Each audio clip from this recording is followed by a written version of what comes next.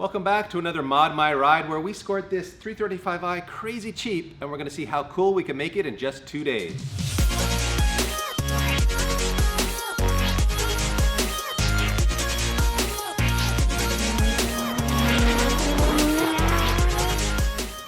That's right everyone, we have added another BMW, at least temporarily, to our fleet here.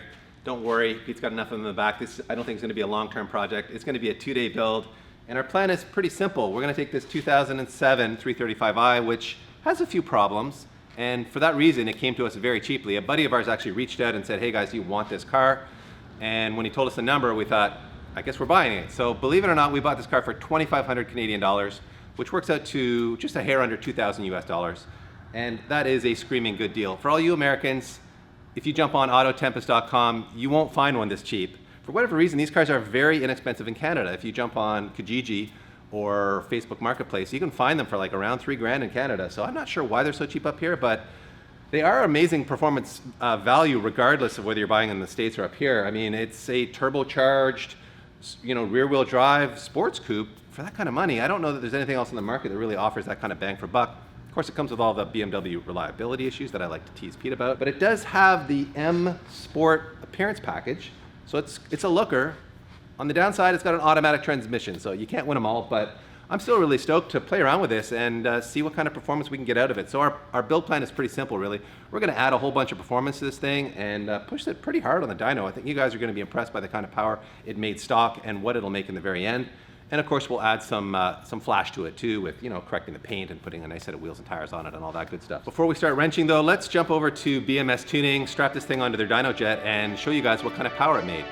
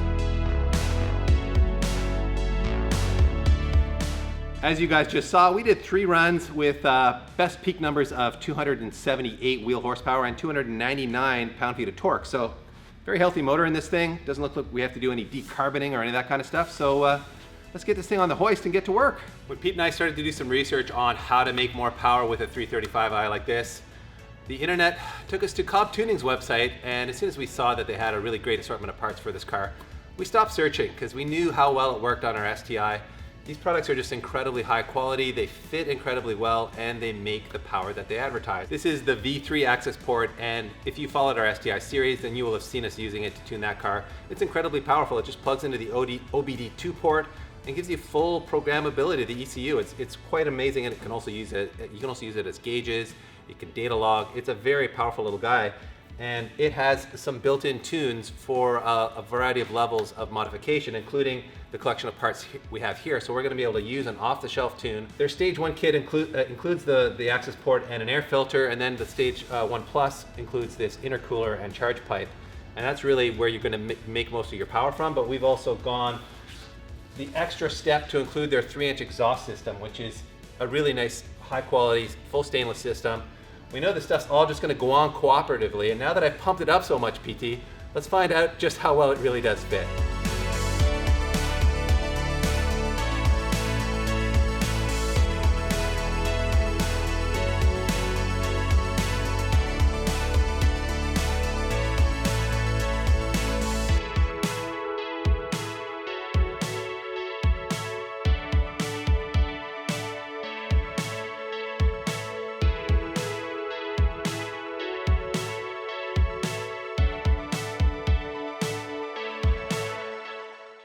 dropping that exhaust proved to be a bit more difficult than we originally anticipated. It is a one-piece unit, so it was big and bulky, and of course, the studs here on the OE downpipes were rusted. I had to come in with a bolt buster, heat those nuts up, and then finally extract them, and they did come off. So now what I'm doing is just cleaning up the threads here to make sure that we can bolt on our cob system. And I know what some of you are thinking, wait a second, you're leaving the stock downpipes on here. Why is that? Well, we want to make sure that we're keeping this car legal, and to keep it legal, that means the cats need to be in place. The big gains that you can make on these cars is if you go to catless downpipes, and I think it's like 20 to 25 horsepower, and sure, that's a good amount of power, but then your car stinks, and like I said, if you've got any type of emission restrictions in your state or tests, then you're not going to pass them. So this is still, I think, a good way to go, and it allows you to just make this whole process a bolt-on experience. So we're just going to bolt on the exhaust, drop in the other cob stuff, and it'll be much easier than having to like fight with trying to get the downpipes out of here. And it's still going to make great power. So I'm going to finish cleaning up this these studs here, and then we can get on to bolting up that cob exhaust system. So I've got the front section in, and for some of you that are wondering, what is this chamber here? This is a Helmholtz chamber. What this does is actually reduce drone. So Cobb has spent a considerable amount of time making sure that this exhaust system sounds good, and so that it doesn't drone. You can also see it's got a resonator in here, and we'll make sure to fire this thing up at the end of this episode to let you know how it sounds.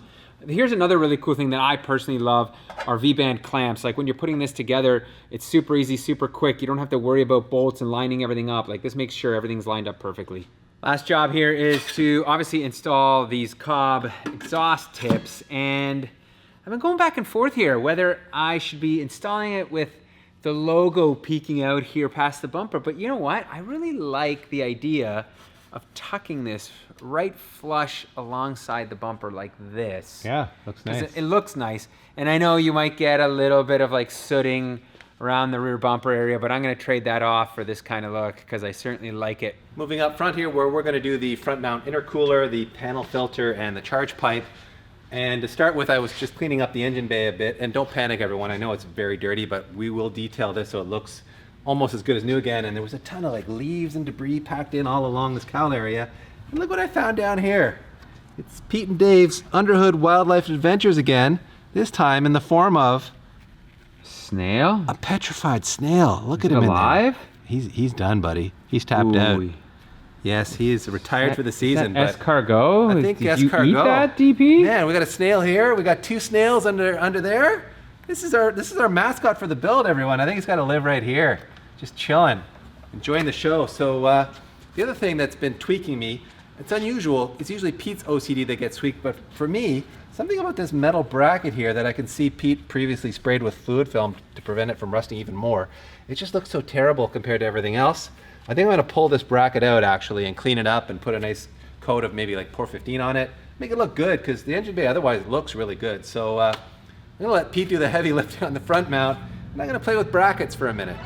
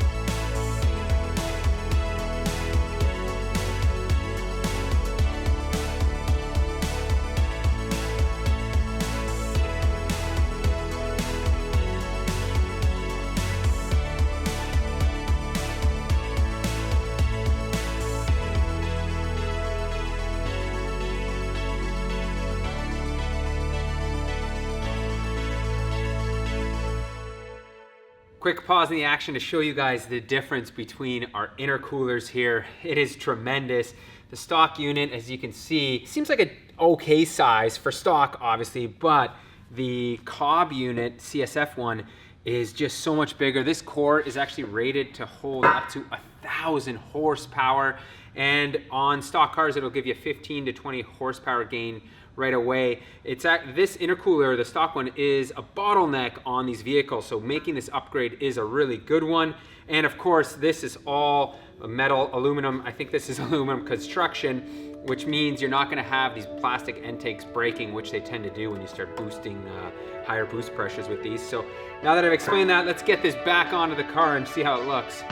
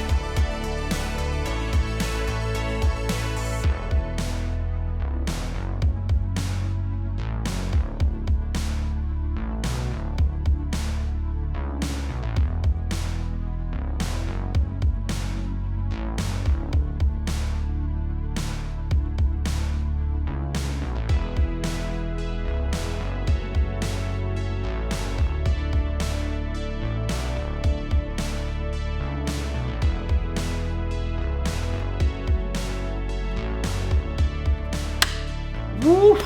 That was a bit of a job, but everything is installed and fit up so well like that Cobb stuff does. You did see me have to do a bit of trimming on the shroud to fit up that huge intercooler, but it got in there, which is pretty awesome. Also, that intercooler pipe is now 3 inches. As you saw, the stock one necks down in the middle, so I think we're gonna make a bunch more power with that. And of course, last but not least, we put that high flow air filter in from Cobb, so this whole package is ready to make some power. DP, how did you work out on that bracket? There you have it, everyone. One old rusty bracket looking 95% better. It's not perfect, but it's certainly a lot better than it was, and it was such a quick, easy job for me, Pete. I actually had to kill a bit of time while you struggled with all this, you know, piping and intercooling and all that good stuff. But why do you always get the easy jobs, you know? I just choose wisely, that's all. That's one of right, us is smart, yeah. one of us is stubborn, and you guys can decide who is who there. So now that Pete's out of the way, I can install this pro-looking bracket and show it off to you here. Ta-da! Look at that, everyone. That is one professional-looking bracket. I guess I should have done something about this one rusty bolt here that is still slightly offensive, but Steve the Snail had to move over here and get a closer look, and he agrees with me that it looks pretty fine.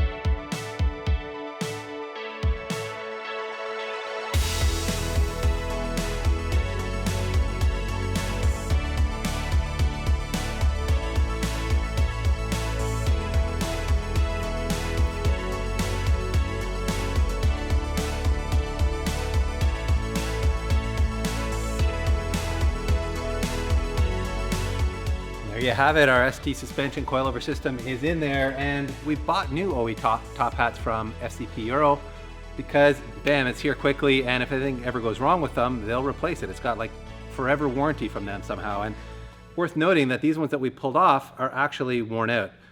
On the ones that we put on, the bushing here is at more of an angle, and you can see it's sort of like torn off this lip here, and it's sunken down quite a bit. So we had a moment of confusion there because they seemed like they were different heights, but it's because this one is actually collapsed. These ST suspension coilovers are, as you guys probably know, are constructed by KW Suspension in Germany, and they're built to a very high quality. They're a nice galvanized body, so they'll be very resistant to corrosion, important in a climate like ours.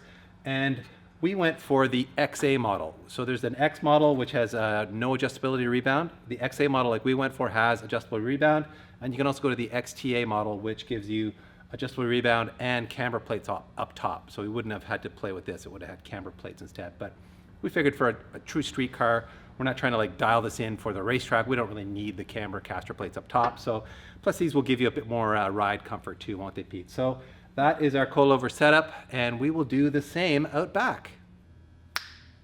Wow, look at that. We have ourselves a very, very worn out shock combo. And just before I get into how bad this is, quick mention, if you guys already haven't noticed, these are aftermarket H&R lowering springs. This car was lowered, and I think that's part of the reason why so much of the shock is worn out. Like, look at the bump stop here. This actually, I have this flipped around, it was like this, but it's just so worn out here that it wasn't doing much.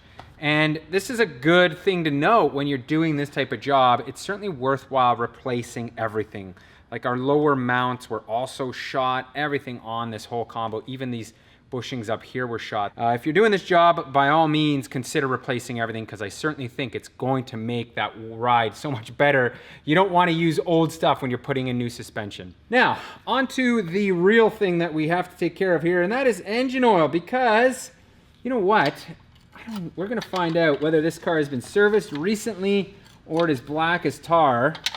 So let's see what the oil looks like here. Yeah, lefty-loosey, righty-tighty there, buddy. Yeah, you know. I caught you there for a second. I still get that mixed up. I'm backwards here. You DP. are, that's the problem. That's the problem. Standing I'm trying to on the make wrong sure that everything's good for the camera here. Yeah. Do I get this properly in the hole, or is it gonna make a mess? There it goes. Well. Yeah, it's certainly due for an oil change. It's pretty dark. It's dark. Now that Pete's done making a mess under there, I'm gonna not make a mess up here because of this easy pour spout. And of course we are using Valvoline, and in this case we're using their full synthetic modern engine in the factory 5W30 weight. And modern engine refers to the fact that on direct injection engines like this one, they are prone to carbon buildup, including on the back of the valves, as you can see in this little diagram on their bottle. And we know that these engines are particularly susceptible to that.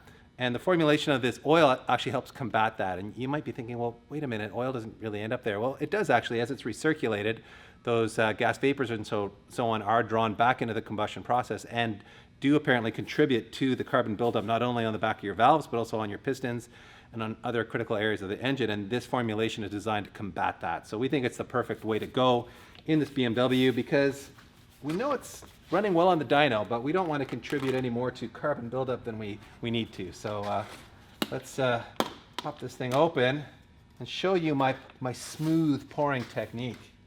You ready, everybody? This is going to be exciting. Oh, whoa, what a save.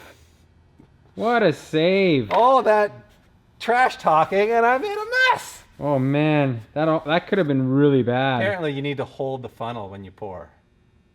Who knew? Oh wow, there you go. Who knew, everybody?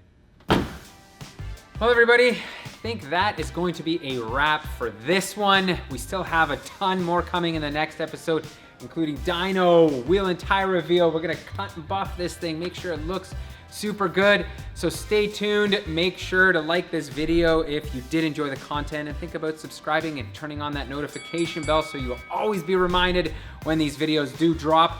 I'm gonna leave you with what this exhaust sounds like, because I don't want to keep you guys waiting till the next episode. I'm certainly eager to hear how it sounds, and you will notice I did move the tips back out a bit.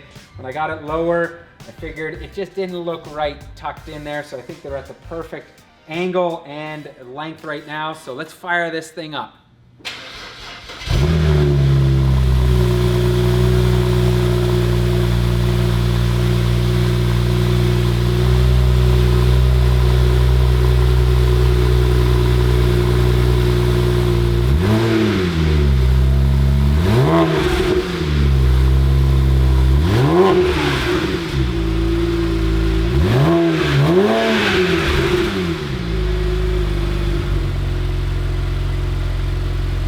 Give it a couple more revs.